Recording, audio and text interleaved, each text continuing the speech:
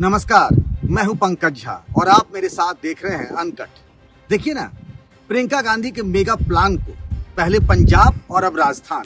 पंजाब में ऑपरेशन हो चुका है, यानी जिसके बारे में कहा जा रहा था कि नामुमकिन है, उसको प्रियंका ने अपने एक बोल्ड डिसीजन से मुमकिन बना दिया। कैसे कैसे उन्होंने दांव चले और उस दांव में घिरते चले गए पंजाब के कैप्टन अमरिंदर सिंह, और देखते ही देखते नवजोत सिंह सिद्धू पंजाब कांग्रेस के अध्यक्ष बन गए।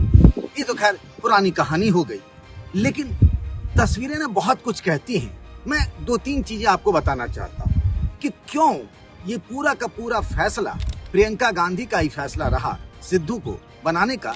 उसके बारे में मैं आपको 2-3 चीजें समझाना चाहता हूँ। पहला, कि सिद्धू पंजाब कांग्रेस के अध्यक्ष बनेंगे, ये फैसला तो बहुत पहले हो गया था, लेकिन जब 3 दिनों का दौरा खत्म करके प्रियंका गांधी लखनऊ से दिल्ली लौटी, तब कांग्रेस हेडक्वार्टर से उनके अध्यक्ष बनने की चिट्ठी जारी हुई। ये तो पहली बात। दूसरी बात, आप गौर करिए कि नवजोत सिंह सिद्धू ने एक ही फोटो ट्वीट की थी, वो प्रियंका गांधी के वाले की, जब प्रियंका गांधी से उनकी मुलाकात हुई थी। तीसरी बात, जब ये लग रहा था कि कैप्टन अमरिंदर सिंह और उनके समर्थक जब नवजोत सिंह सिद्धू अध्यक्ष पद का कार्यभार संभालेंगे तो कैप्टन और उनके समर्थक इस कार्यक्रम का बॉयकॉट कर देंगे, ऐसा लग रहा था। लेकिन प्रियंका ने फोन करके समझा दिया और कैप्टन वहां पहुंच गए। ये बात हो गई। मेगा प्लान का दूसरा हिस्सा शुरू होता है राजस्थान से। उस राजस्थान में जहां पिछले साल आपने देखा क्या क्या नहीं हुआ। सचिन पायलट और उनके समर्थक आगे गुरुग्राम में एक होटल में ठहर गए और गहलोत की मनमानी के खिलाफ उन्होंने एक तरीके से बगावत कर दी थी। खैर, बाद में हालात संभाल लिए गए, क्योंकि सचिन पायलट के पास जितने समर्थक विधायक होने चाहिए थे उतने थे नहीं।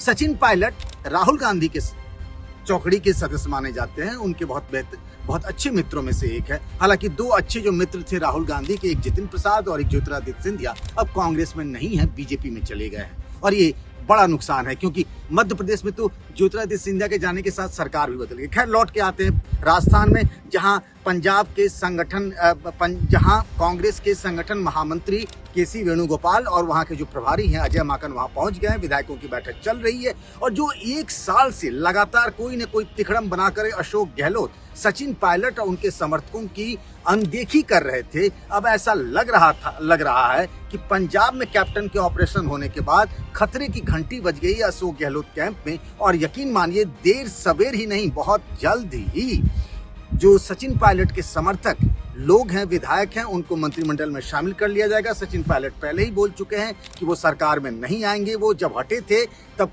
डिप्टी सीएम भी थे और राजस्थान कांग्रेस के अध्यक्ष भी थे। उधर हंगामा शुरू हो गया छत्तीसगढ़ में भी, जहां वहां के स्वास्थ्य मंत्री टीएस सिंहदेव और मुख्यमंत्री भूपेश बघेल के बीच ठनी हुई है। टीएस सिंहदेव कह रहे हैं कि उन्हें कहा गया था कि 2.5 साल भूपेश बघेल के सीएम रहने के बाद 2.5 साल का मौका उन्हें दिया जाएगा। और मैं इसीलिए कह रहा हूं कि अचानक से वहां भी सुगबुगाहट तेज हो गई है प्रियंका गांधी के फैसले लेने के कारण से, कि वहां पर एक विधायक है अंबिकापुर की। अंबिकापुर ये वही इलाका है जो टीएस सिंहदेव का भी इलाका है। वहां के कांग्रेस के एक विधायक ने टीएस सिंहदेव पर हमला करवाने का आरोप लगाया। वहां कांग्रेस के अधिकतर नेता, वो चरणदास महंत हो चाहे जो भी हो, वो भूपेश बघेल के खिलाफ है। तो वहां पर जो प्रभारी हैं पीएल पुनिया, वो भी वहां पहुंच गए हैं। मैं जिस बात का जिक्र कर रहा हूं, वो जिक्र मैं इसीलिए कर रहा हूं कि 2024 में लोकसभा के चुनाव होंगे। उससे पहले कांग्रेस बेजान सी दिख रही है। यूपी के प्रभारी है प्रियंका, लेकिन वो एक बड़े रोल में है, वो एक ड्राइविंग सीट पर है। उनको पता है यूपी में कांग्रेस के लिए कुछ बचा नहीं है, इसीलिए वहां से निकलकर वो एक बड़े फैसले ले रही है। फैसले पंजाब के हों, फैसले राजस्थान के हों, फैसले छत्तीसगढ़ के होंगे, उत्तराखंड में देखिए। और अगर उनका दांव चल गया सिद्धू वाला, अगर सरकार बन जाती, सिद्धू वहां सीएम बन जाते हैं, तो यकीन मानिए कि प्रियंका का ये फैसला, जो कांग्रेस में कहा जाता है कांग्रेस पार्टी फैसले नहीं लेती है, प्रियंका का कद बहुत बड़ा हो जाएगा। कहने के लिए वो कांग्रेस के अध्यक्ष नहीं है, कांग्रेस के अंतरिम अध्यक्ष सोनिया गांधी हैं।